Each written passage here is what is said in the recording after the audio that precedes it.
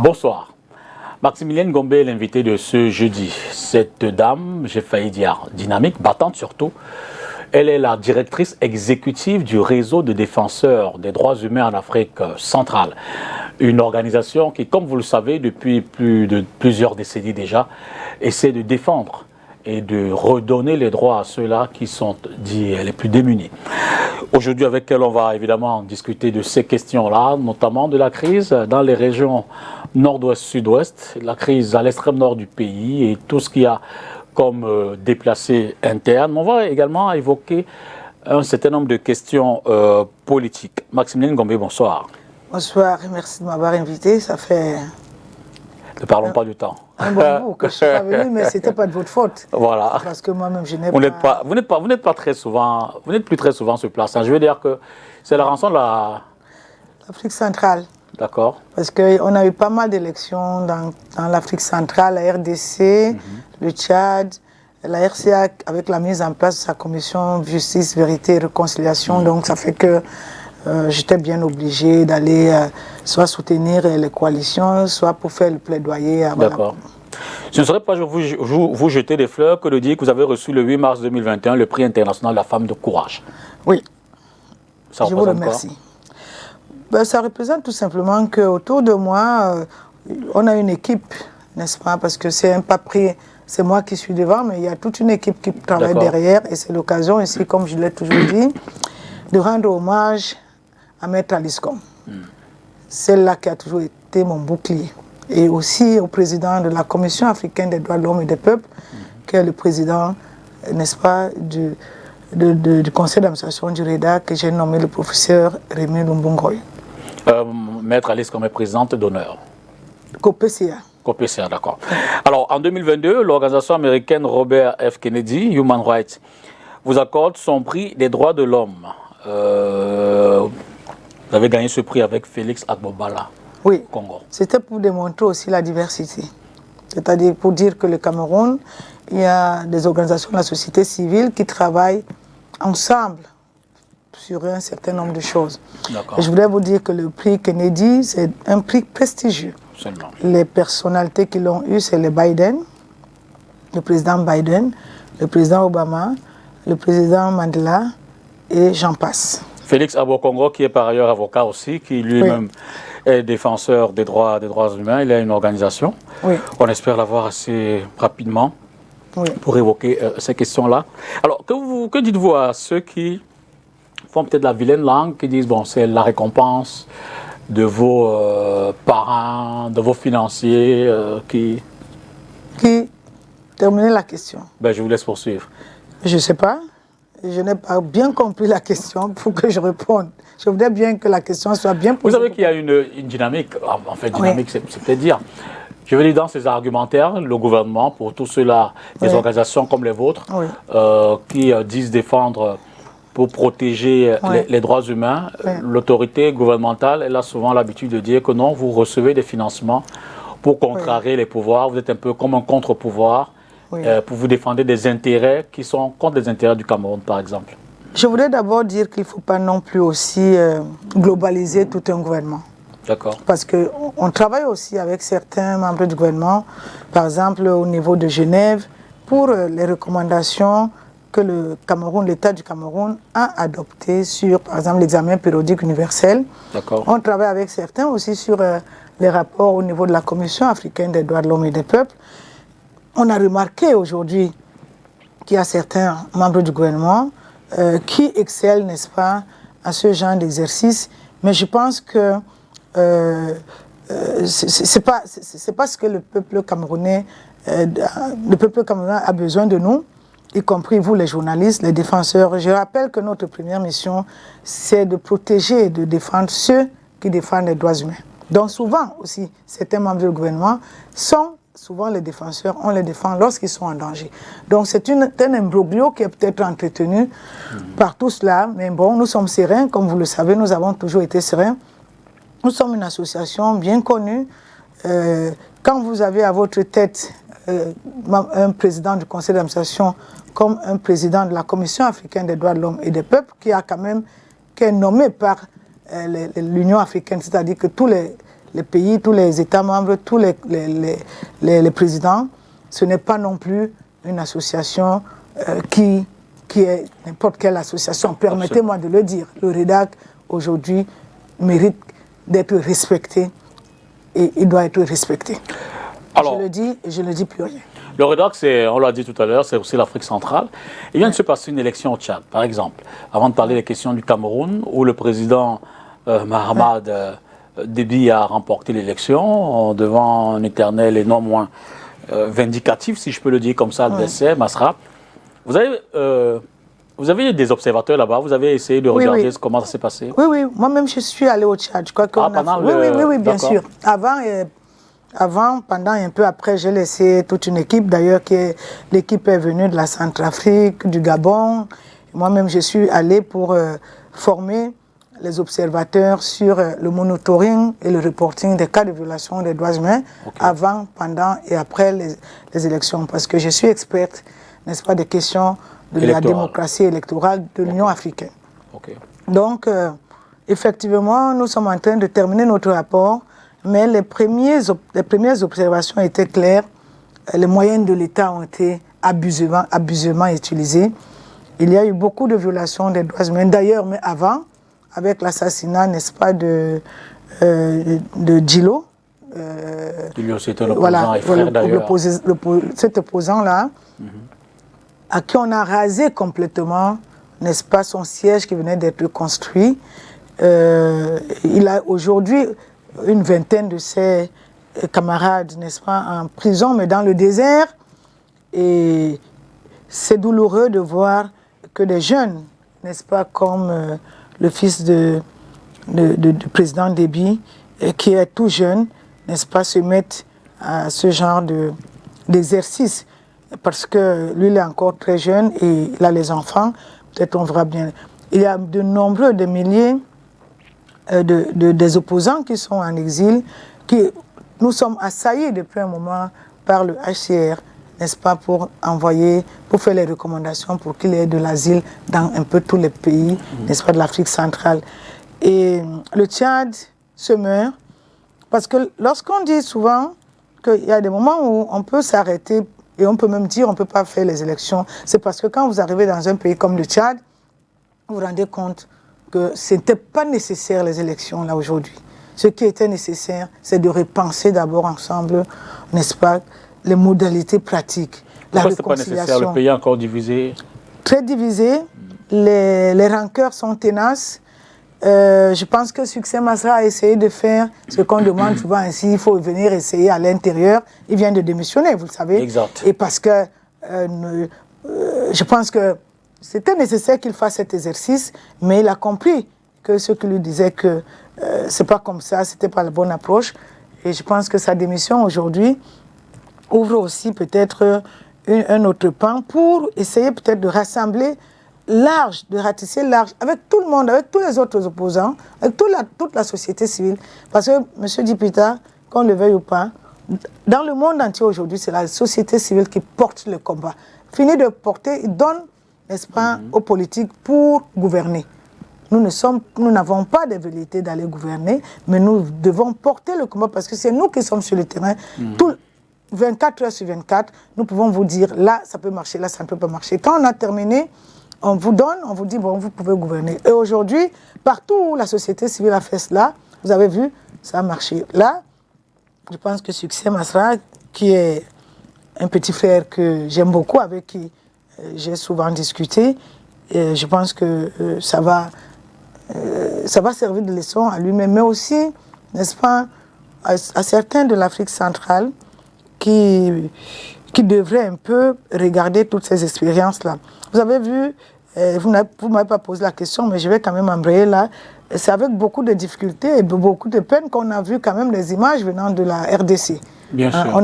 On a voulu, n'est-ce pas, un coup d'État pratiquement qui a échoué. Et est-ce que l'Afrique centrale va, sans avoir réglé leurs problèmes de crise, de réconciliation entre elle-même, l'Afrique centrale, mais aussi entre les peuples, va continuer, n'est-ce pas, à s'émietter comme ça alors que c'est la sous-région la plus, n'est-ce pas, la plus pauvre, alors que nous avons tout ce qu'il faut en termes de ressources humaines, en termes de ressources financières, mais c'est la plus pauvre. Il y a également eu le coup d'État au Gabon. Hein. Le coup d'État au Gabon, je n'en parle pas parce qu'on est déjà passé. On est déjà passé, mais je parle des activités récentes. Avez-vous le sentiment sur le Tchad que la mort de Yaya Dillo en fin février pourra avoir un impact, une incidence sur la gouvernance du nouveau président élu? Bien entendu. Ça n'est même pas, on n'a même pas besoin de... Quelles peuvent en être les conséquences? Mais les conséquences, c'est que la violence, hein, on ne souhaite pas, mais lorsque nous avons rencontré, n'est-ce pas, la famille de Yaya Dillo avec ses camarades, nous avons eu un entretien, on sent qu'il y a une rancœur et qu'ils ne veulent pas lâcher.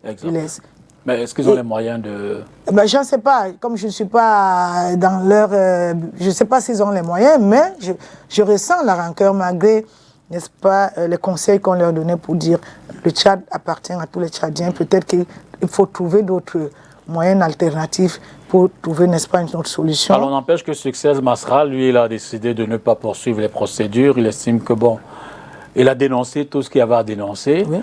La commission, le conseil constitutionnel a donné les résultats. Il en a pris acte et pour lui, la vie continue. Ben, c'est normal. Quand vous avez un conseil constitutionnel qui est acté, là, vous allez poursuivre quoi? D'abord, ça vous coûte de l'énergie, ça vous coûte de l'argent, et ça vous coûte des nuits d'insomnie. Donc, il vaut mieux acter ça et puis passer à autre chose. Et passer à autre chose ne veut pas dire abdiquer. Peut-être se reconstruire autrement, peut-être s'organiser autrement pour mieux, n'est-ce pas, revenir. Mais il faut dire quand même que, et c'est ça qui est désolant, nous n'avons pas d'institutions fortes en Afrique centrale qui font à ce que vous puissiez aujourd'hui dire vraiment là, je fais confiance à cette institution. C'est ces institutions-là qu'il faudrait qu'on mette en place, nous tous, chacun dans son domaine respectif. Cela dit, revenons au Cameroun. Avant peut-être d'y aller en détail, de façon globale, comment appréciez-vous la situation du pays en ce moment, qu'elle soit politique, socio-économique, qui s'est montée sportive, en ce jour du mois de mai? Quelle est l'analyse, le commentaire que vous pouvez faire sur notre pays?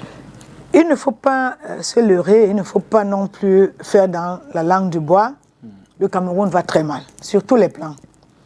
Les discours haineux, la prolifération des discours haineux, en ligne et hors ligne, la violence physique et verbale, quand vous êtes sur la route, vous avez le sentiment que les Camerounais suffoquent et qu'ils n'arrivent même plus à rire, même un petit sourire. Vous avez du mal, n'est-ce pas, à avoir un sourire aujourd'hui. Le Cameroun va très mal. J'ai toujours entendu certains de nos autorités dire la situation est sous contrôle. Je m'amusais aussi ce matin en regardant le défilé à Bamenda, où on dit successful un peu, et je me disais, moi je suis avec des personnes qui n'ont pas pu aller chez eux, chez elles, parce qu'ils avaient peur, n'est-ce pas, de la situation lundi. Et donc, cette façon de s'amuser là avec, n'est-ce pas, la vie des Camerounais me désole. Sur le plan politique, on voit bien que aucune réforme vraiment substantielle de fond n'a pas été prise, aucune, pour améliorer quoi que ce soit. La restriction de l'espace civique, elle est actée, c'est-à-dire que vous voyez très bien que pour un oui ou pour un non, on peut vous dire, vous ne défilez pas, vous ne pouvez plus parler au nom de ce parti politique, vous ne pouvez même plus aller faire une manifestation. Il nous reste seulement peut-être de venir, que ce soit dans nos bureaux, qu'on commence à nous dire, vous ne pouvez même plus vous asseoir. Et c'est sans oublier aussi ce qui se passe à l'extrême nord. Parce que la crise dite anglophone, comme je l'appelle, dans les régions nord-ouest, sud-ouest, est venue cacher ce qui se passe à l'extrême nord. Nous avons nos collaborateurs à l'extrême nord, il ne se passe pas un seul jour pour qu'il n'y ait pas de kidnapping, pour qu'il n'y ait pas des enlèvements, pour qu'il n'y ait pas de morts. Ce qu'on voit, ce qu'on entend, c'est peut-être pour les personnalités seulement. Bien entendu. Et ils s'écoutent eux-mêmes, elles-mêmes, et ils s'entendent elles-mêmes. Et ils font, n'est-ce pas, comme je dis souvent, elles font, certaines autorités, elles font les phrases elles-mêmes, n'est-ce pas, dans leur bureau. Elles se sont vraiment, elles ont fermé les yeux et les oreilles sur tout le travail fait par la société civile. Je le dis parce que je sais comment la société civile essaye, chaque organisation, ce qu'elle peut faire sur le terrain. Et le mutisme, le silence des autorités, ça fait peur, ça craint. Vous allez à l'Est, on est allé à l'Est pour faire un dialogue intercommunautaire, mais à Berthois, mais il n'y a pas de route. Il n'y a rien, il n'y a pas l'électricité. Comment vous pouvez vraiment penser, vous asseoir et dire le développement, il n'y a pas de problème, c'est ensemble? Oui, c'est ensemble. Est-ce qu'on fait ensemble? Moi, je ne suis pas sûre qu'on fait ensemble. Maintenant, sur les questions du sport, moi, je vais vous dire, je ne suis pas fan du sport. C'est avec beaucoup de recul que je regarde tout ça et je dis, dommage. Nous devons protéger nos personnalités. Quand on a atteint un certain niveau, c'est ce que je disais à certaines, vous pouvez ne pas être d'accord avec Ngobé Maximilien, mais il faut que vous protégez vos personnalités.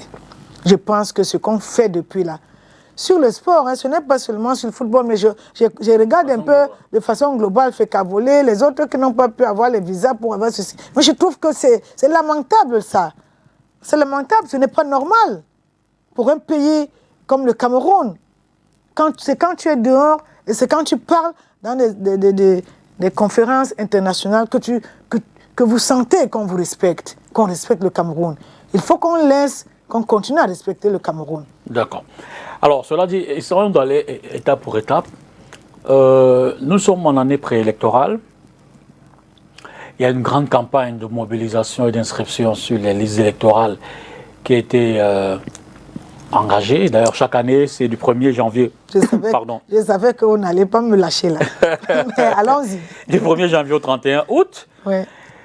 D'abord, je ne vais peut-être pas revenir sur un poste que vous avez commis. Vous pouvez revenir. J'y reviens. Ça me dérange pas.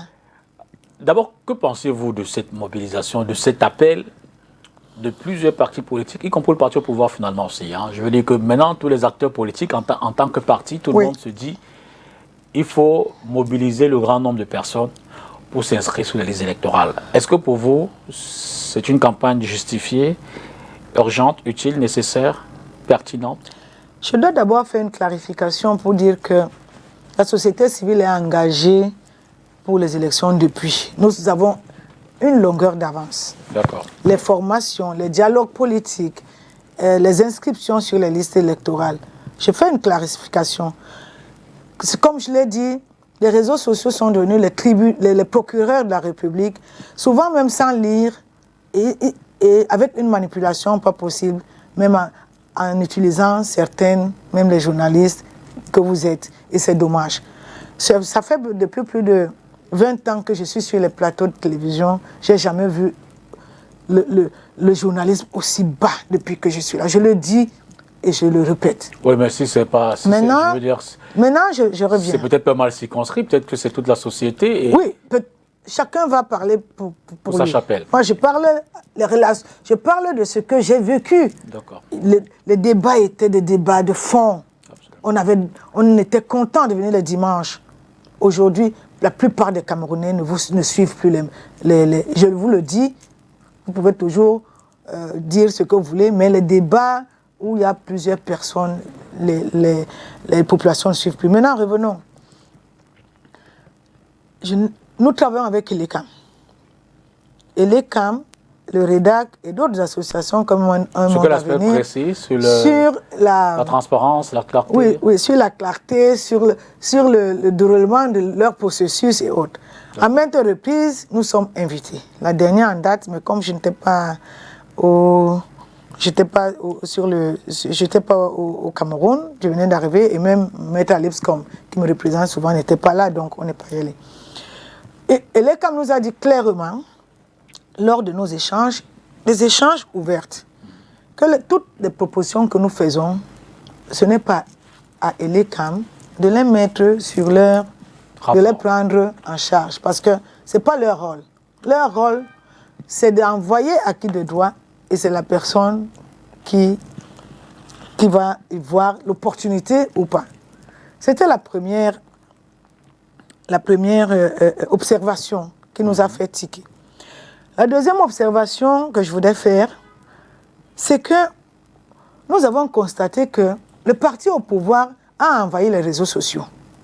D'ailleurs, vous vous rappelez que le ministre, je ne sais plus, il ne faut pas que je dise, mais un ministre avait dit qu'ils ont donné la possibilité aux jeunes d'être sur les réseaux sociaux. Vous vous rappelez de cette... Et donc, ça veut dire qu'ils lisent tout ce que nous mettons. Pour nous, inscrire les gens sur les listes électorales, ce n'est pas aller les filmer et les mettre sur les réseaux sociaux. On les met en danger. Parce que ce gouvernement-ci n'est pas prêt à organiser les élections libres et transparentes. Est-ce que le gouvernement va martyriser... Laissez-moi terminer. J'en viens. Et je sais comment ça se passe. Peut-être pas tout le gouvernement, mais ceux qui tiennent à ce que, en 2025, ça se passe comme ils veulent, vont pour chasser soit en les corrompant, parce que ici, là, ça marche, soit en corrompant, soit en réprimant. D'ailleurs, dans l'Afrique centrale. Donc, ce n'est pas une nécessité, ou ce n'était pas nécessaire de dire sur les réseaux sociaux que, comme vous voyez là, allez en Dokoti et les camés là-bas.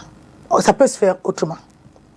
C'était ça l'objet de mon poste. Je ne vais pas donner la stratégie ici. Ceux qui veulent et ceux qui concourent à prendre le pouvoir. Parce que je continue à dire qu'il faut protéger ceux qui s'inscrivent. Il faut se protéger. Il faut protéger ceux qui s'inscrivent. Il faut avoir votre stratégie parce que lorsque vous allez montrer donc à votre adversaire que ici je me suis inscrite, mais vous lui donnez tout le fouet. Tout le fouet pour vous fouetter. Le fouet, c'est quoi? Et puis, tout le monde craint qu'il va avoir les fraudes. Mais les fraudes vont être là où vous avez même dit que vous étiez nombreux. Alors, à la fin, on va aller devant le Conseil constitutionnel pour avoir irrecevable. On aurait donc fait quoi? Donc, c'est pour cela que mon poste a dit que ce slogan est vague. Ça, c'est le premier aspect. Le deuxième aspect, j'ai dit, est vague, parce que c'est comme une distraction organisée. Pourquoi? Parce que voilà le gouvernement qui demande aux gens de s'inscrire massivement, en sachant très bien que c'est lui qui va organiser les fraudes.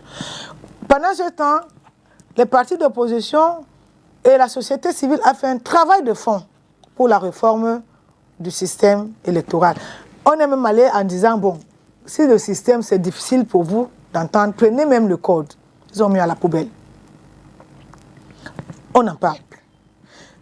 On a dit qu'il y a des problèmes au niveau anglophone. Tout le monde le sait depuis. Au moins, ce n'est pas une question de réconciliation tout de suite, mais au moins de regarder, surtout que de plus en plus, certains séparatistes déposent les armes et appellent à discuter. Qu'est-ce qui empêche aujourd'hui de dire, c'est déjà ça. Voilà ce qu'on avait dit depuis, déposer les armes. Ils commencent à le faire, mais ils disent aussi négocier. Mais c'est comme ça, c'est une guerre fratricide. Elle ne va pas être gagnée sans cela. Donc nous le disons et nous allons le dire jusqu'à notre dernier. Chacun doit donner un peu de son orgueil. Chacun doit poser. Donc voilà. Et nous nous disions que peut-être que si on avait tenu bon sur ces deux piliers-là, en faisant inscrire les gens sans bruit, peut-être que, mais le bruit on le ferait surtout Mais juste à contrario, ceux qui font des publications et autres vous diront par exemple aussi que jusqu'ici, les inscriptions se sont faites dans l'anonymat et ça a contribué Je ne sais pas. à manipuler les chiffres. Je ne sais ça pas. a contribué à ce que ceux qui doivent le faire n'ont pas forcément donné, n'ont pas forcément publié tous les noms. Mais c'est ça qu'il fallait qu'on évite, justement. Vous voyez qu'il y a une contradiction. En faisant les publications aussi, ça permet de tenir compte. Vous voyez qu'il y a une contradiction. Non, je ne vois pas, c'est laquelle. Nous disons, c'est l'inscription massive avec publicité qui fait que les gens manipulent les chiffres, qu'on ne donne pas les chiffres exacts, c'est-à-dire les gens, c'est-à-dire les camps. Justement, quand tu sais que le gars, il va faire comme ça, qu'est-ce que tu fais? Est-ce que la bonne approche, c'est de faire ça en sachant qu'il va faire, ou bien la bonne approche, c'est de dire, on va te surprendre le moment venu lorsque nous serons en train de mettre notre bulletin. C'est une question d'approche. D'accord. C'est une question d'approche. Et c'est dommage que j'ai vu, j'ai même pas pu lire tout ça. J'étais choquée. Bon, justement... je n'ai pas pu lire tout ça. Pour revenir, hein, on parle d'une de vos sorties sur Facebook pour la... Non, c'était pas Facebook, c'était un Twitter. Sur Twitter, sur X désormais. Oui, c'est X. Pour la compréhension de ceux qui n'ont peut-être pas forcément lu cela. Oui. Et une de vos sorties sur le processus d'inscription ou alors oui. les appels aux actions d'inscription qui n'a pas forcément acquis la compréhension de tout le monde et ça vous a valu un certain nombre de... Je suis habitué. De sorties. Vous savez, le gouvernement, vous l'avez dit en l'entame, a taxé le REDAC et d'autres organisations de la société civile de travailler. À un moment donné, on disait que le REDAC est un parti, supporte les partis d'opposition. C'était très clair. Partout où je passais, j'entendais ça. Aujourd'hui, c'est les partis d'opposition qui disent que le REDAC supporte le gouvernement. Ça veut dire que nous sommes là, effectivement, pour faire de l'équilibre, pour que chacun sache que nous avons notre rôle à jouer et nous devons le jouer et ils doivent respecter. C'est tout. Alors, pour revenir à votre sortie, avez-vous compris ceux-là qui ne vous ont pas compris? Je ne comprends rien. Vous savez ce qu'on appelle être ensemble? Non, dites-moi. Être ensemble, ça veut dire, si je n'ai pas compris ce que vous vouliez dire, je me rapproche. Je laisse d'abord. Je n'étais pas au pays. C'est quelqu'un qui m'a appelé de là où j'étais pour dire que, mais qu'est-ce que je vois? Je dis quoi encore? En fait, j'étais surprise de constater que ce n'est pas ce que je pensais. Parce que je me disais, est-ce que c'est... Et je vous assure, quand j'ai fait ce X-là, il y a quelqu'un du gouvernement qui m'a menacé. Qui a posté, moi, Abombala, je ne vais pas faire sa publicité. La photo d'Abombala, la photo de Nonchon, la photo de Christophe Fomignon. Et elle est quand même venue mettre la photo de Djoumi ici à côté pour dire que nous travaillons pour les étrangers et il faut que le pays... Quel Djoumi fidèle? Je ne sais pas, le ministre. Ah d'accord, ah oui. Le ministre. Je ne sais pas ce que le ministre Ganou vient faire à côté de moi, à côté de Abombala, à côté de Nonchon, à côté de Christophe Fomignon. Je ne sais pas. Mais il faut dire qu'ils l'ont quand même... Ils ont fait et il a dit que les voilà. Ils travaillent pour l'étranger. Pour les puissances étrangères. Ennemies à la limite. Et donc, non, c'est pas tout. Et qu'il faudrait que il y avait une loi qu'on était en train de prendre à la Géorgie, là, c'est pas quelque chose de ce genre, et qu'on applique ça sur nous qui étions là. Je vois, c'est Christophe Fomignon qui a dit, quand vos frères ne rabaissaient pas, il a fait un petit post derrière, je me suis amusée. Donc je pensais que c'était ça. Quand après on m'a envoyé de ceux avec lesquels je pensais qu'on était ensemble, mais une diatribe... Vous ne voulez pas creuser l'abcès. Vous ne voulez pas crever l'abcès. En réalité, l'honorable Jean-Michel Nithieu... Oui, je ne veux pas parler des individus. Vous savez pourquoi, hein? Parce que l'honorable Jean-Michel Nithieu, je n'ai jamais eu un contact? Non. Comment? Une divergence? Nous avons non seulement une divergence, mais même je ne sais pas ce qui lui est arrivé, mais je voudrais seulement dire que c'est regrettable. Je ne pouvais pas m'attendre à tout. C'est même ça qui m'a d'ailleurs... Je n'ai pas lu tout son texte parce que je trouvais que... À un moment donné, je me suis dit, c'est pas lui. Après, je me suis ressaisie Et quand j'ai commencé à voir toutes ces sorties-là, les gens faisaient même les... Je me suis dit non. L'honorable Nithieu est à l'Assemblée nationale depuis 27 ans. Depuis 27 ans. Et nous avons poussé pour qu'il reste là parce qu'il est nos yeux. Et il est nos yeux. Et jamais ça m'est venu en esprit que c'est parce qu'il est là-bas 27 ans, il peut être allié. Alors que tout le monde s'est dit tout le temps que l'Assemblée nationale, là, quand tu es là-bas, mais jamais de la vie. Je ne peux pas comprendre. Et encore quoi? 2 femmes qui se battent. L'honorable, c'est tout ce que j'ai enduré comme difficulté dans ce pays et même en Afrique centrale. Pendant Kabila, 8 ans, j'étais dans la liste noire pour ne pas aller en RCA. Au Gabon, sous Bongo, quand il y avait encore le visa, on me donnait le visa pour 3 jours, 4 jours. Ici, les bureaux du REDAC ont été... Tout le monde sait comment ça s'est passé. Ont été brûlés. Mes enfants, j'ai ma fille qui a mineure, qui a subi des violences sexuelles. J'étais obligée de me séparer de mes enfants en bas âge, 9 ans, 11 ans, pour aller les larguer quelque part. Moi-même, j'ai subi des violences. Je ne veux pas le dire parce que je n'ai pas... Des attouchements pour m'humilier.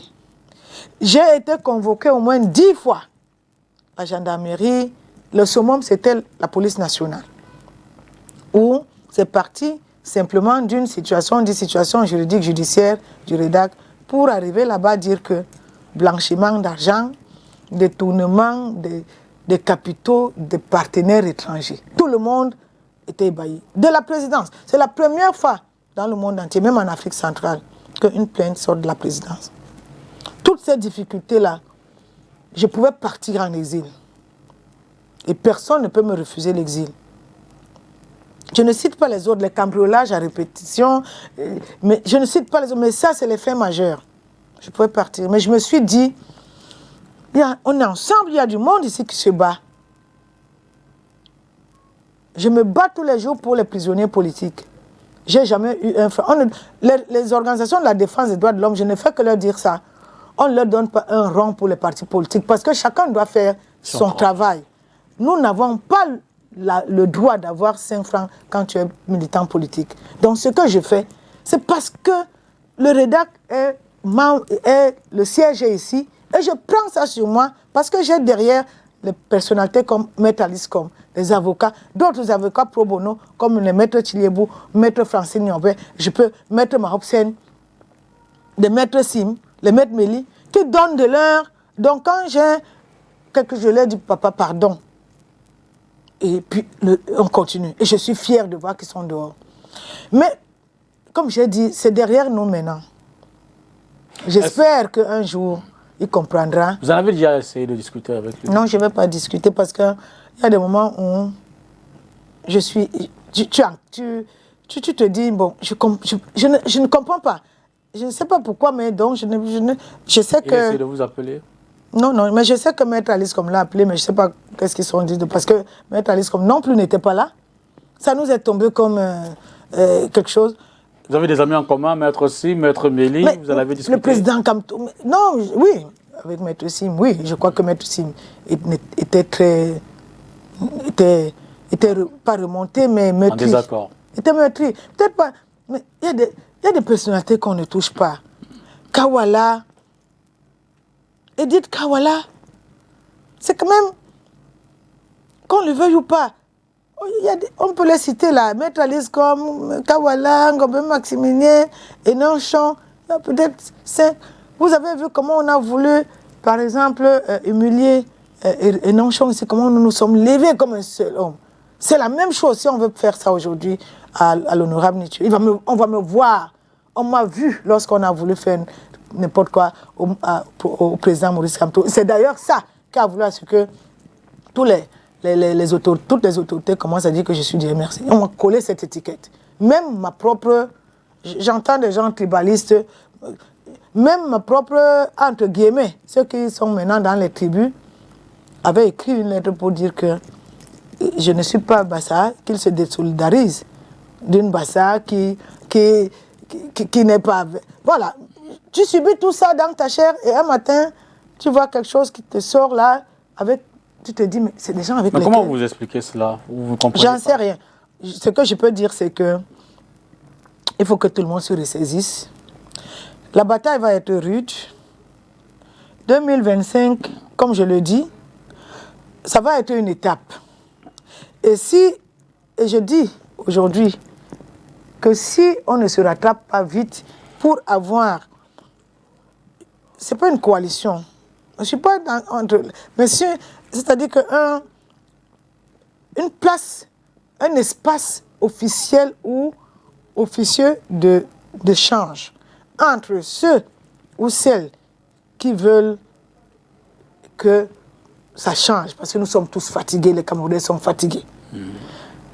La société civile et tous ces partis politiques-là doivent accepter aujourd'hui d'avoir un espace de dialogue informel pour qu'il n'ait pas une seule voix. On n'est pas dans une... Je suis quelqu'un qui est libre tout le temps. D'ailleurs, c'est pour ça que vous avez dit, pendant qu'on dit que je suis avec les autres disent... Parce qu'il faut être libre. Absolument. Quand vous êtes libre, la société civile, c'est l'impartialité, c'est l'indépendance et c'est la clarté. Donc, si on ne peut pas discuter tout le temps pour vous dire que là, c'est pas bon, voilà notre point de vue, prenez ça si vous voulez, si vous n'êtes pas, on vous a dit, et que ça devienne les batailles entre nous.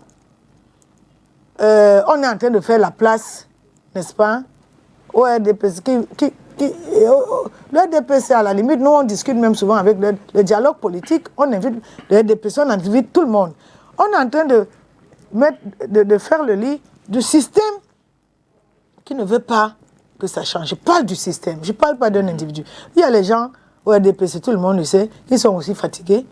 Mais il faut créer un espace formel, informel, d'échange pour la conduite de cette nation. Et nous, on connaît le REDAC et les organisations de la société civile, on connaît nos préoccupations.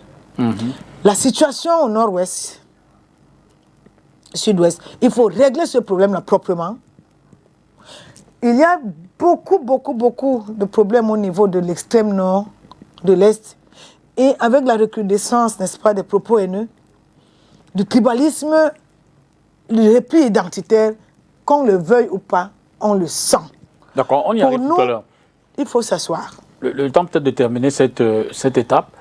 Alors vous, aujourd'hui, comment est-ce que vous appréciez le rôle des nouveaux médias, notamment les médias sociaux, qui font désormais partie, j'ai failli dire prenante, du débat public?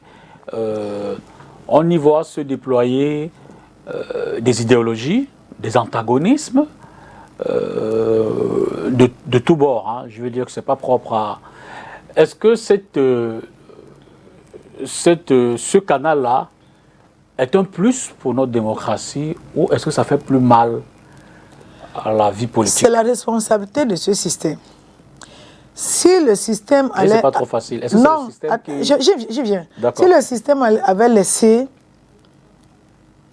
qu'il y ait les débats publics, qu'il y ait des espaces pour faire des meetings, on avait même fait des propositions pour dire que quand vous allez à Genève, il y a une place là.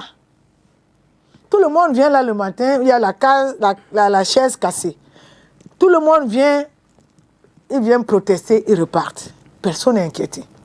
Si les autorités avaient laissé une place comme ça, par exemple, dans toutes les grandes villes, parce que le débat dans les réseaux sociaux, c'est quoi? C'est Douala, Yaoundé et la diaspora. Il ne faut pas mélanger les gens de Berthaud et de l'extrême. Pays n'est pas concerné. Non. Ils ne sont pas concernés. Le nord-ouest, sud-ouest vous a même oublié. Donc, c'est entre vous, les docteurs en doctorat, les professeurs en professorat, et tous les blogueurs, tout ça là sur, n'est-ce pas, Douala, Yaoundé et la diaspora. Donc je commence par là. Et je continue à leur dire aujourd'hui qu'on peut refaire. Il faut ouvrir les espaces où les gens peuvent venir protester. Encadrer, laissez-les parler. Laissez-les protester, ils vont rentrer. Ça, c'est la première chose. La deuxième chose, effectivement, les réseaux sociaux étaient un bon... Alors, c'est une très bonne plateforme. J'ai travaillé beaucoup avec Facebook, Meta, sur la formation, sur l'utilisation des réseaux sociaux et la liberté d'expression et d'opinion. J'ai formé beaucoup, j'ai été formé là-dessus, j'ai formé des jeunes, j'ai formé partout en Afrique centrale. C'est une bonne plateforme. Parce que les livres que nous achetions à l'époque, on peut les télécharger et on peut se cultiver. Aujourd'hui, le chômage endémique a fait que les jeunes n'ont plus rien à faire. Il y a certains qui manipulent ces jeunes en leur disant « il faut aller me descendre X ». Ça se sait. Le chômage, donc c'est pour ça que j'ai dit le système. Je parle des espaces. Je parle, il n'y a pas de boulot pour les jeunes. Parce que la plupart, c'est des jeunes.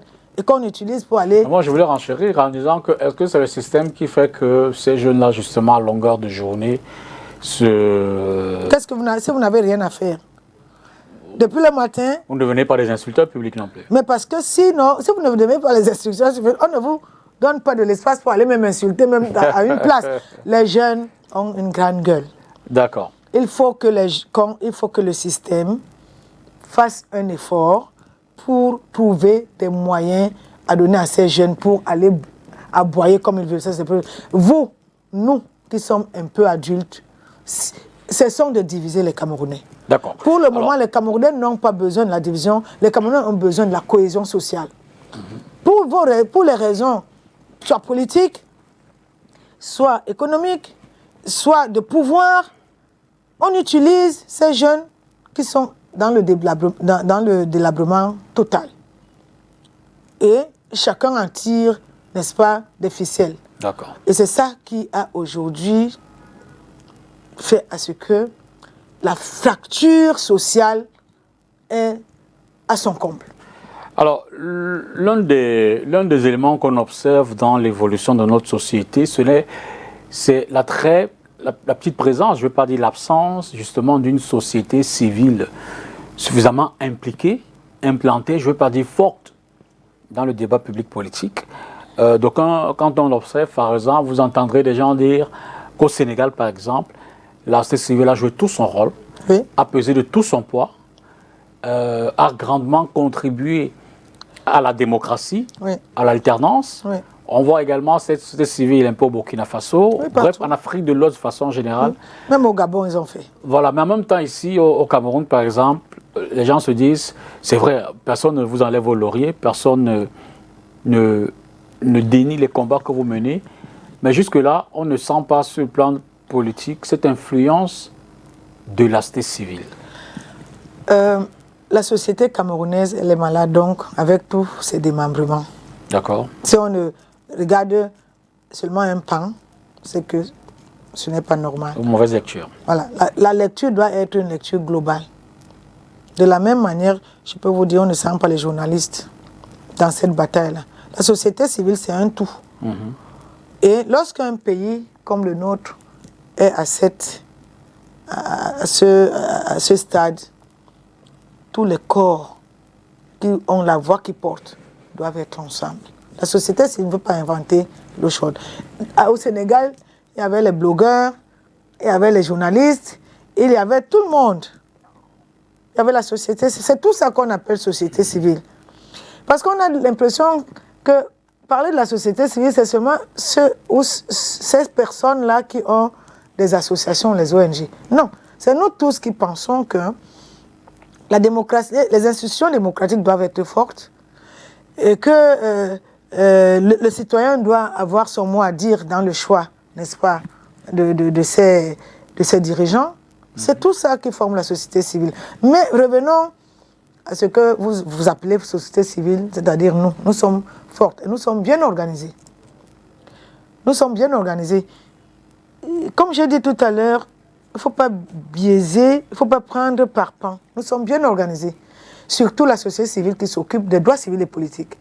Parce que s'occuper des droits civils et politiques dans un environnement comme celui du Cameroun, ce n'est pas facile. Ce n'est pas facile. Parce que beaucoup de jeunes ne sont pas éduqués, parce que de plus en plus, les gens courent pour leur survie.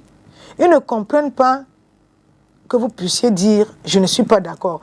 Donc aujourd'hui, les clivages sont ou vous êtes avec moi ou vous êtes contre moi. La société civile ne peut pas être comme ça. La société civile, là où elle pense qu'elle n'a rien à dire, elle observe.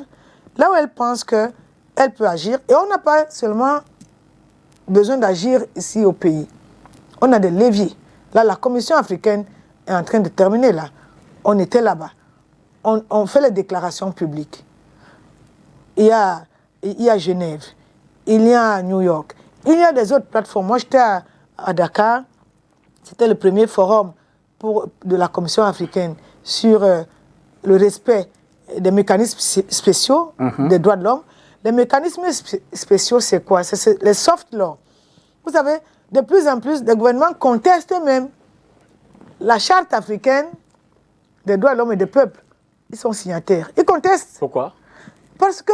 Ils estiment que c'est trop restrictif. Non, parce que de plus en plus, les gouvernements deviennent, sous prétexte de sécurité et autres, il faut d'abord nous laisser les droits de l'homme. Alors que tout cela va de pair. Alors, ils contestent déjà leurs propres engagements. Alors, les soft laws, c'est les déclarations, c'est des résolutions. Et là, alors qu'ils ne veulent même pas... Regardez, par exemple, la charte africaine de la démocratie, des élections et de la gouvernance. C'est une charte révolutionnaire, c'est un document révolutionnaire.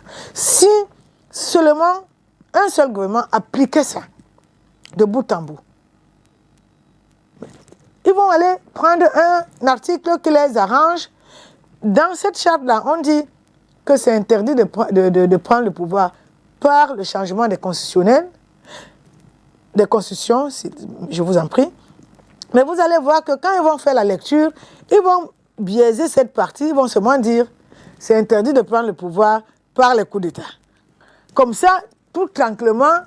Bon, maintenant, quand vous allez dire, même aux membres des partis d'opposition, aux journalistes, même à ces jeunes-là, que venez, on fasse, par exemple, une formation sur les dispositions de la charte. Combien viennent?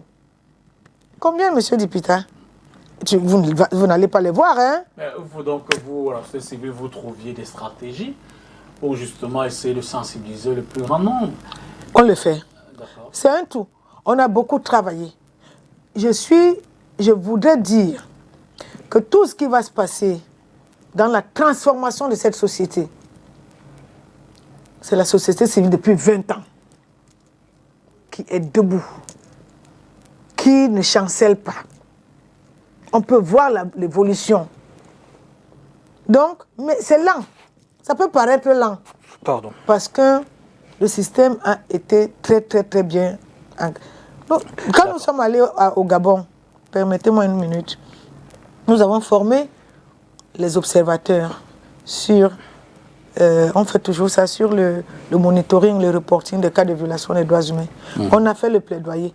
On est allé voir le parti au pouvoir pour leur dire il faut faire attention, ça boue.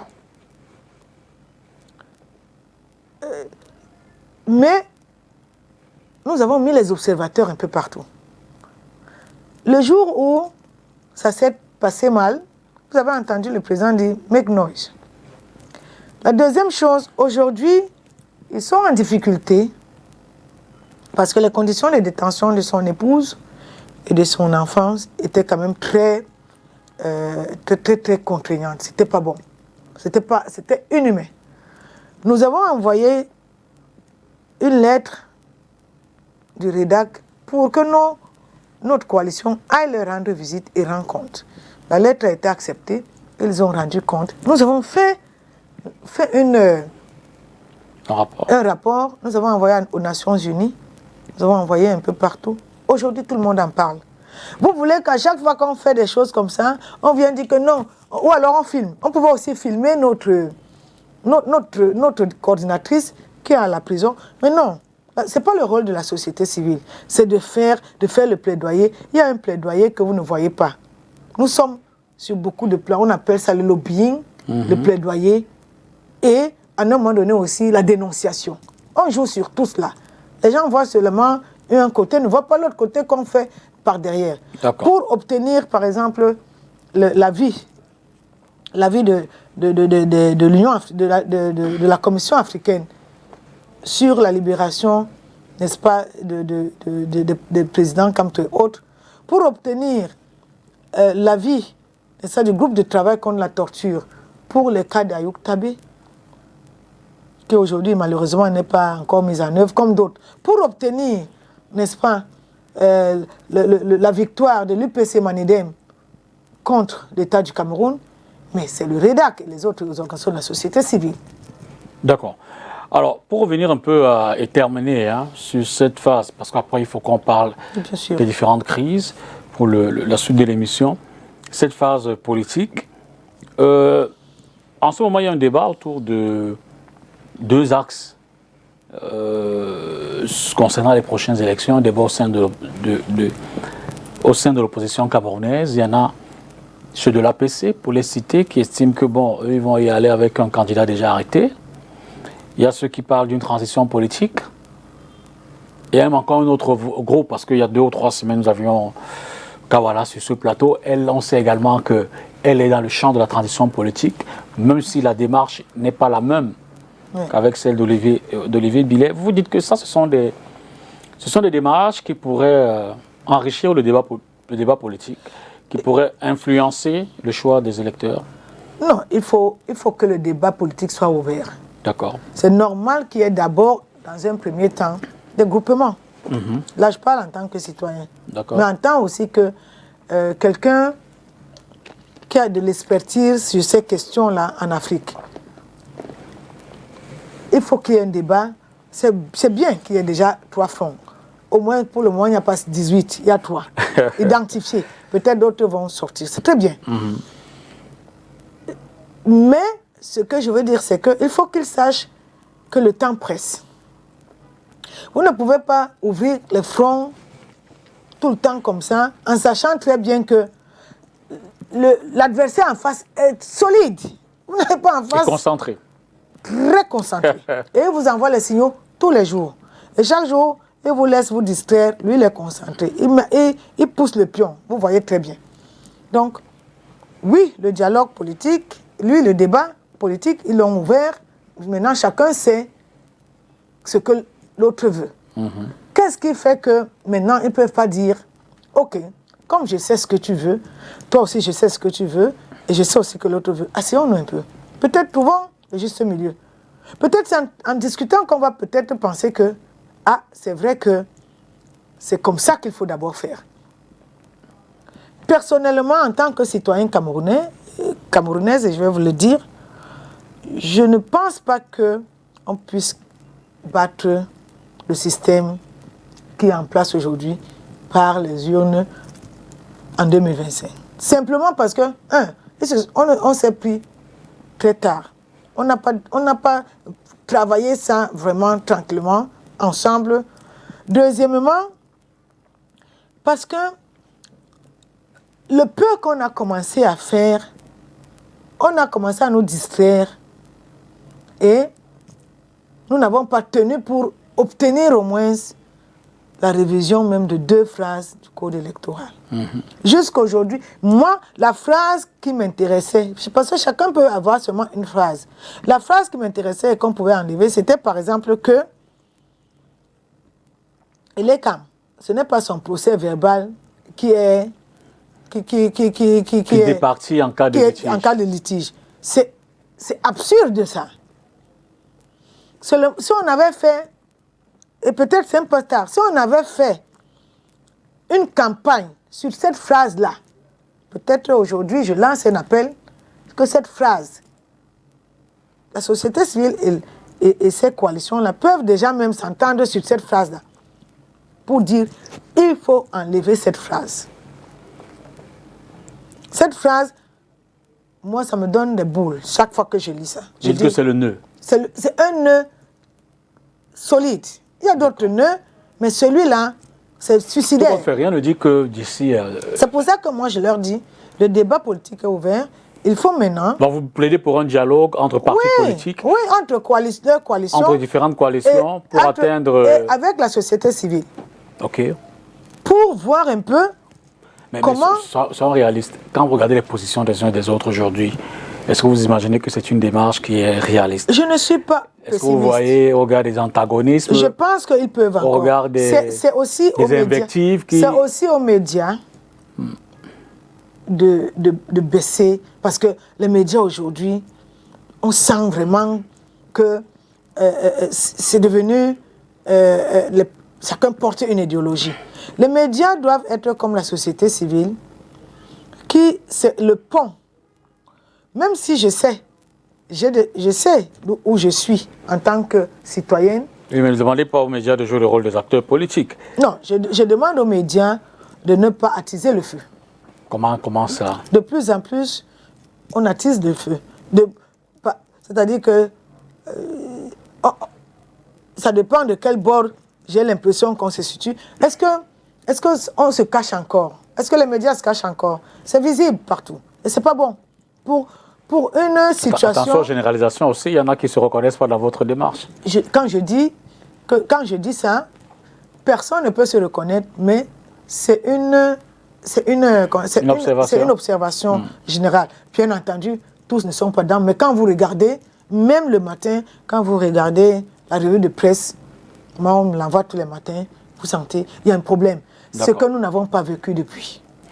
Je ne dis pas tout le monde, mais je dis des médias. Quand je dis les médias, chacun va peut-être se regarder. C'est l'occasion aujourd'hui de nous regarder, nous tous, en face pour dire qu'est-ce que nous pouvons faire ensemble. S'il y a encore quelque chose à sauver pour, n'est-ce pas, affronter cette machine bien installée. Je dis, si les gens se ressaisissent et font un peu ce qu'on est en train de faire là, peut-être qu'il n'y aura pas ce qu'on veut à 100%, mais il y aura un sursaut. Mais continuer à des positions comme ça en disant, moi je ne sais pas comment, par quelle alchimie ou bien par quelle magie, peut-être, moi comme je ne suis pas dans la sorcellerie, peut-être que les gens ont vu dans la sorcellerie que ça va se passer, mais un système bien solide comme le système RDPC, ce n'est pas facile. Il faut avoir un minimum vous êtes soudés, vous êtes un minimum. Et ça... Donc, ma question était de savoir si dans le réalisme, est-ce que ces leaders politiques peuvent atteindre ce niveau, s'asseoir, se regarder véritablement dans les yeux? Ils peuvent. Il faut qu'il y ait relever leurs faiblesses. Il faut qu'il y ait un facilitateur. Et moi, je leur dis que je peux être le facilitateur pour la société civile. Nous sommes au moins une dizaine des acteurs de la société civile. Nous sommes prêts. Quel serait votre rôle? Notre rôle, c'est seulement de les faire venir. Que chacun parle. Pour un début, on n'est pas là à les réconcilier. Mais que chacun parle déjà. Vous savez, souvent il y a des malentendus. Mais quand vous vous asseyez, vous parlez, vous voyez même qu'il y a beaucoup de choses qui n'ont rien à voir avec... Mais c'est parce que tout le monde court. Nous sommes prêts. Et je le dis parce que je sais que je parle ici au nom de l'action 237. Nous avons une plateforme de la société civile. Je parle aussi à leur nom. Nous sommes prêts à les accueillir pour commencer au moins à planir déjà ce qui est élémentaire. Pour au moins rester avec ce qui est fondamental. Pour voir maintenant comment ce qui est fondamental, on peut. Si on ne peut pas, au moins on aurait essayé. Il faut qu'on essaye. D'accord. Maximilien Gombe, essayons donc de parler des questions sécuritaires, évidemment en toute proportion gardée. Commençons par la crise à l'extrême nord du Cameroun, avec nos amis, avec nos ennemis de Boko Haram. Je voulais dire nos amis des forces de défense et de sécurité qui veillent sur ce pan du pays. Quelle est la situation du point de vue du défenseur des droits humains que vous êtes? Je voudrais d'abord dire que je suis très contente des relations apaisées entre l'armée camerounaise et le REDAC. Parce que, comme je l'ai dit, c'est en discutant, c'est en dialoguant qu'on sent que ce que vous dites là, c'est bien. Chacun le dit avec son caractère. D'accord. Ne me demandez pas de venir dire des choses. Je suis une militante depuis 17 ans. Je suis formatée comme ça. Et donc, c'est très dur de voir qu'ils sont épuisés. C'est épuisant. Ces jeunes militaires, ces généraux, c'est épuisant. C'est épuisant parce que la secte terroriste Boko Haram, c'est pas une guerre conventionnelle. Donc, à tout bout de champ, tu ne sais pas d'où ça va arriver. Et c'est ça qui épuise. Même quand tu as toutes les stratégies du monde entier, ce genre, on a vu même les grandes puissances qui ont 50 fois les moyens, qui sont épuisés par cela. C'est pour cela que pour nous, la situation a migré petit à petit. À l'extrême nord, aujourd'hui, notre rôle a été d'abord de protéger les jeunes filles et les jeunes garçons, au moins en les formant, au moins en leur donnant des activités génératrices de revenus pour au moins continuer à aller à l'école. On a fait ça avec ce qu'on a appelé le club de paix. Il faut les protéger pour qu'ils ne rentrent pas aussi dans cet engrenage-là. Parce que si on perd de plus en plus de jeunes filles et de jeunes garçons qui vont être recrutés parce qu'ils n'ont pas grand-chose, ça va épuiser plus, n'est-ce pas, notre armée. Donc je pense qu'il faut d'abord mettre un accent pour protéger ces jeunes-là, pour qu'ils ne puissent plus être des recrutés potentiels de Boko Haram. Mais je pense aussi qu'il faut une mutualisation des efforts. Je pense que le Cameroun, c'est un système, c'est un État qui est bien dans la diplomatie. Je le sais parce que je suis partout avec tous ces diplomates-là dans toutes les... Ça, le Cameroun sait faire. Les bons textes, les textes nickel, quand tu lis ça, tu te dis, mais il n'y a pas un problème dans le pays du président Pobia. Vous parlez de quoi là? Les textes sont nickel. La diplomatie est nickel. Donc, je pense que pour l'extrême nord, il faut qu'ils utilisent cette diplomatie pour voir peut-être avec d'autres pays comment, n'est-ce pas, stopper. Peut-être si on ne peut pas stopper, au moins diminuer. Parce que aujourd'hui, le silence de cette guerre-là, là-bas, va être fatal lorsque, peut-être un jour, ça finira. Les dégâts seront énormes. Que du côté de l'armée, du côté des civils, y compris la destruction, n'est-ce pas, économique que cela engage aujourd'hui. Et où, aujourd'hui, même la cohésion qui était entre les tribus là-bas, les éleveurs, vous voyez ça, les élèves. Maintenant, ça crée d'autres problèmes, les agriculteurs contre les éleveurs, parce que Boko Haram pousse les gens, parce qu'ils sont en train de rechercher des petits espaces, des abris, des ceci. Donc, ça va devenir infernal. Donc, voilà la situation dans l'extrême nord. Et voilà les petites solutions utilisées, n'est-ce pas, protéger les jeunes filles, les jeunes femmes, les jeunes filles et des... Avez-vous le sentiment que dans la gestion peut-être humanitaire de cette crise-là, il y a beaucoup de réfugiés.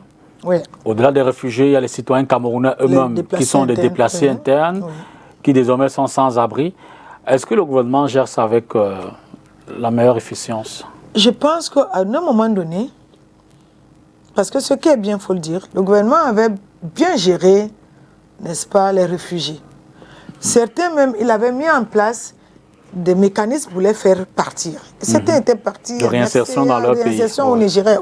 C'était vraiment un programme qui était salué. D'ailleurs, je crois que les Nations Unies avaient reconnu, n'est-ce pas, cette façon de faire et avaient même envoyé une lettre de félicitations. Sauf que nos choses ne durent pas longtemps. Dès qu'on vous félicite, 1 mois plus tard ou 3 mois plus tard, c'est comme si nous sommes maudits. Je ne sais pas, hein, je dis ça comme ça. Pourquoi on n'a pas pérennisé ce programme? Qu'est-ce qui s'est passé? Je n'en sais rien. Je ne travaille pas au gouvernement. jusqu'à preuve de contraire, je ne suis pas experte là-bas.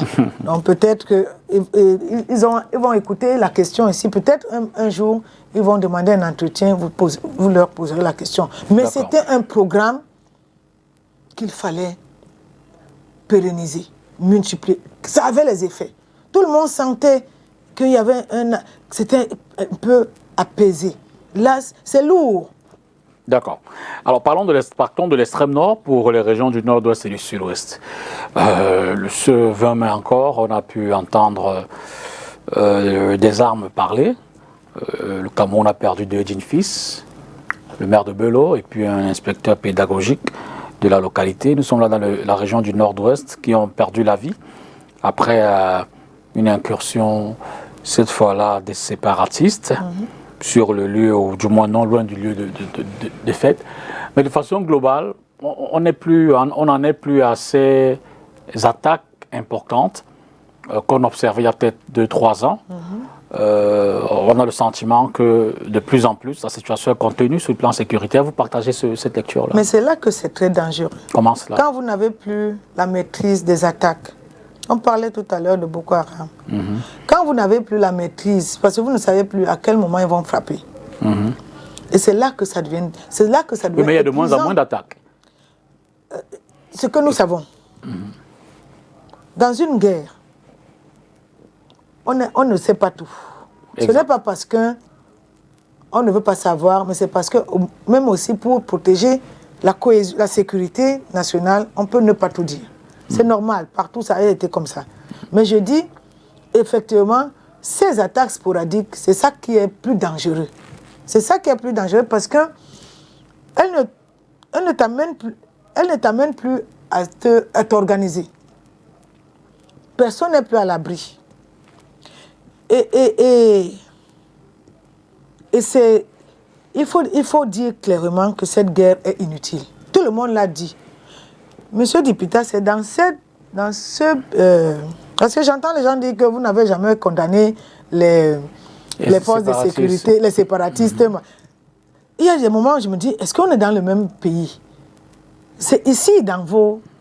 J'étais avec Edith Kawala, Maître Alice Com, je crois Philippe Nanga. On était un groupe. Absolument. Et c'était en 2017. 2017, exact. Le 30 novembre, les séparatistes avaient menacé, et c'était là qu'ils avaient dit qu'ils vont commencer à prendre les armes, parce qu'ils n'avaient pas encore les armes. Nous sommes venus ici, nous avons supplié, nous avons dit au gouvernement, c'est une provocation. Si on les laisse faire leur petit truc là, ils repartent. Après, maintenant, on vient sécuriser. Ne tirez pas. Quand ils ont tiré, nous avons dit qu'il y a eu des morts. On a commencé à nous menacer. Il a fallu que l'évêque de l'époque dise même que ce que le rédac a dit là, c'est petit. Moi, je suis sûr que c'est comme ça. Nous avons fait les plaidoyers, même au niveau international, pour rencontrer certains séparatistes, pour leur dire, c'est notre pays. Ces séparatistes, certains commencent à dire aujourd'hui, moi je dépose, mais je veux aussi qu'on m'écoute. Nous avons dit ici que les séparatistes, nous avons fait des rapports ici pour dire que les séparatistes sont coupables de crimes de guerre, crimes contre l'humanité. Quand vous avez dit ça, vous n'avez pas besoin de dire tous les jours, dès qu'un militaire... Parce qu'on aime justement entretenir ce genre de choses pour dire les ONG n'ont pas fait. Alors que le vrai problème est ailleurs. Le vrai problème aujourd'hui, c'est que est-ce que nous continuons à penser que nous allons gagner cette guerre militairement si les stratèges du gouvernement et de l'armée disent oui? Bon, qu'on ne vienne pas nous demander de venir condamner les attaques des séparatistes. C'est un choix. C'est un choix. Ouais. Nous disons que une guerre fratricide, c'est comme vous avez des problèmes, comme on a eu un malentendu là avec, par exemple, l'honorable. Honorable, à un moment, on va s'asseoir pour dire que honorable, tu as fait fort, mais c'est fini. Qu'est-ce qui fait que toutes les négociations, en tout cas toutes les bonnes volontés qui voulaient faciliter, parce qu'ils ont aussi eu ce genre de difficultés chez eux, qu'est-ce qu'il fait aujourd'hui qu'on ne puisse pas faire quelque chose? Le grand dialogue national, tout le monde a vu. Ça fait 5 ans. Ça va faire 5 ans. En décembre. Tout le monde disait, oh maintenant vous allez voir ce que vous allez voir. Tout ce qu'on a mis en place, le statut spécial, c'est où? Les anglophones ont un problème. Et laissez-moi ajouter que on ne se rend même pas compte que aujourd'hui, dans, dans notre sous-région francophone, les anglophones ne nous gèrent plus. Si vous regardez très bien, même sur les plateaux de télévision, ils étaient là souvent constamment. C'est de moins en moins. Et ça me fait personnellement peur. Je me dis... Ah, mais ça ne veut pas dire qu'ils sont pas impliqués dans le quotidien. Non, ils sont impliqués, mais ils disent, comme vous ne voulez pas faire quelque chose, alors que oui, certains aussi font quelque chose. Ils disent c'est qui? Je veux dire que on n'est peut-être pas passé par un référendum, mais il y a quand même un certain nombre qui sont toujours dans le plan de la République, puisque c'était ça le débat de fond. Aujourd'hui, les anglophones sont 3 groupes. D'accord. Groupe des modérés, qui pensent qu'il faut qu'on reste à la République. Groupe qui disent que on était à l'État fédéraliste, il faut qu'on revienne à cet État, même si ça ne peut plus être 2 États, mais que ça a marché, et tout le monde a vu. Et l'autre disent, comme on les a trop piétinés, ils veulent la sécession. Quelle est la démarche qu'on a faite avec au moins des 2, qui sont d'ailleurs majoritaires, c'est-à-dire que les fédéralistes et les modérés. Quelle est la démarche qu'on a faite? Si ce n'est pas entre copains du gouvernement, c'est-à-dire qu'il y a un grand dialogue, M. Tippedan vous dit, quand vous regardez la configuration des gens qui sont invités, mais c'est les gens qui ont servi le gouvernement depuis. Oui, mais il faut aussi reconnaître que entre 2016, où la crise a commencé, on ne peut pas prendre les mêmes et on recommence. 2017-18, pour régler on a connu comme un pic. Aujourd'hui, quand même, on a le sentiment ce n'est pas une question on va de pic. plus en plus vers un apaisement. Je ne sais pas ce qu'on appelle apaisement. Nous ne voulons pas d'apaisement. Nous voulons le nord-ouest, sud-ouest pacifié. Que nous soyons ensemble. Qu'il n'y ait plus cette défiance-là. Comme si nous n'étions pas dans la même... Nous ne sommes pas dans la même république. Il y a une défiance, même une méfiance.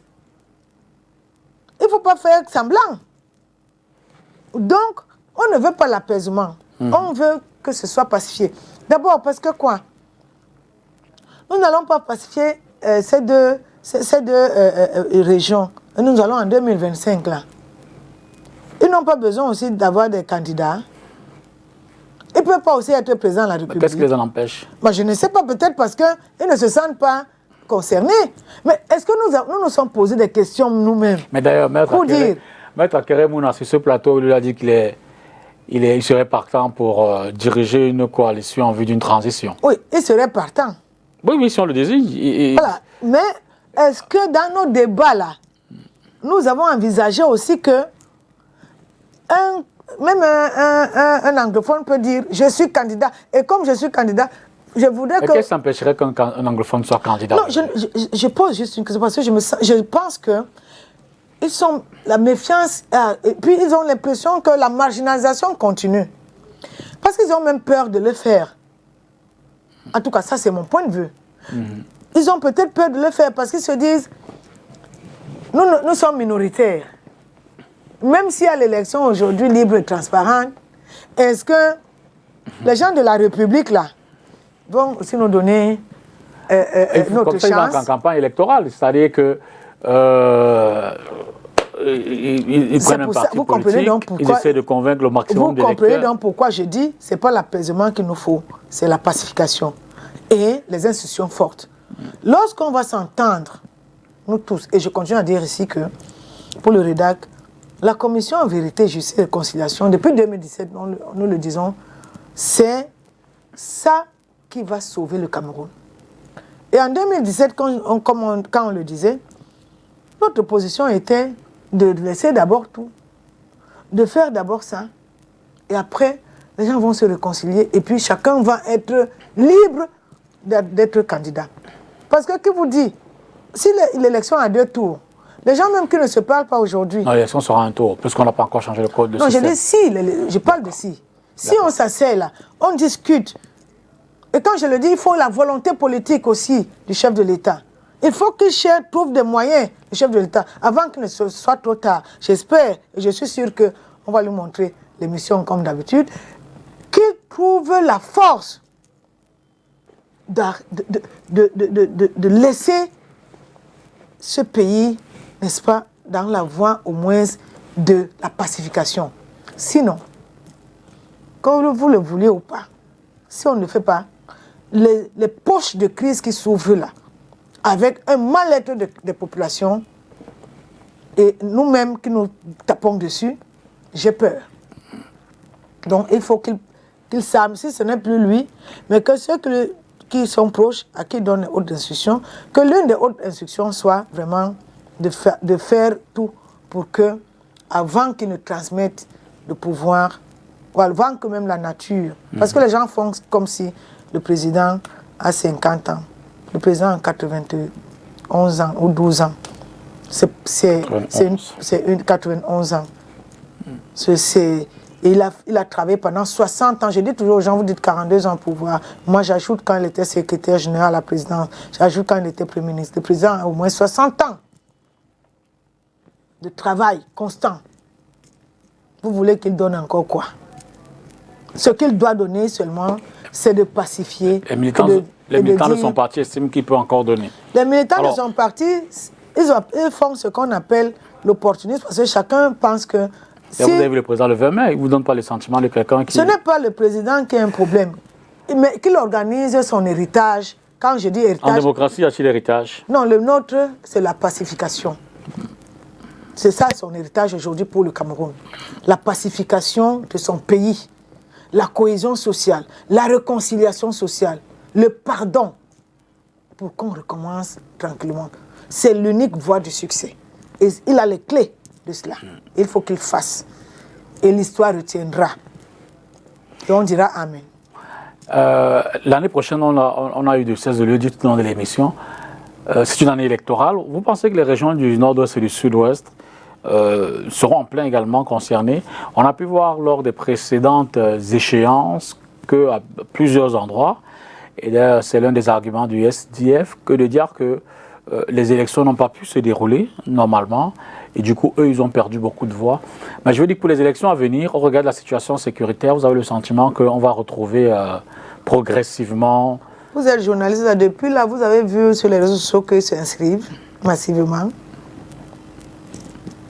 Non, je dis, non. En réalité, je pense qu'il faudrait honnêtement donner au nord-ouest, sud-ouest, ce qu'elle a donné, enfin les deux régions, ce qu'elles ont donné à ce pays. C'est quoi? C'est les gens résilients pendant longtemps. Regardons-nous en face et disons que nous leur avons fait du mal, collectivement. Nous les avons marginalisés pendant longtemps. Vous partez à Buea, vous êtes dans un ministère, vous arrivez, vous parlez français à quelqu'un qui parle, même pas forcément anglais, qui parle pidgin. Vous partez au Gabon, vous allez voir qu'on parle fang dans les régions, dans les administrations et autres. Vous partez au Sénégal, vous partez même au Tchad, vous allez voir l'arabe et autres. Pourquoi on peut penser que nous sommes en région nord-ouest, sud-ouest et on laisse que l'administration, on parle aux gens qui viennent faire par exemple un certificat national, un certificat de nationalité, qui ne peut pas parler l'anglais correctement. Parce que l'anglais et le français, ce sont les langues des colons. Hein, et qui peut s'exprimer correctement en pidgin.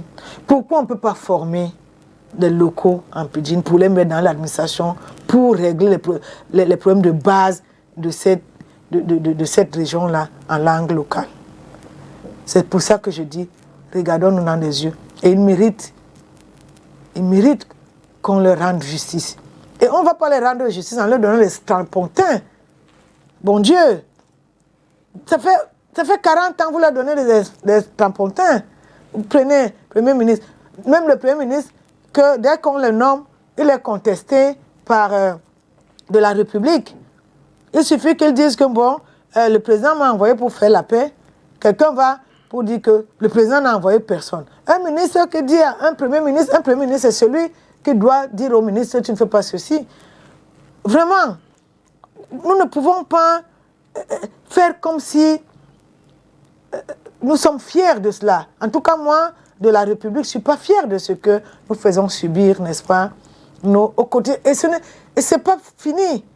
Parce que même avec la crise anglophone, on aurait pu au moins se ressaisir pour dire, bon, même pour corriger ça petit à petit, l'administration, c'est d'abord, on forme des gens, je ne dis pas que c'est les anglophones, mais on forme des Camerounais à la langue locale pour faciliter, n'est-ce pas, cette cohésion sociale.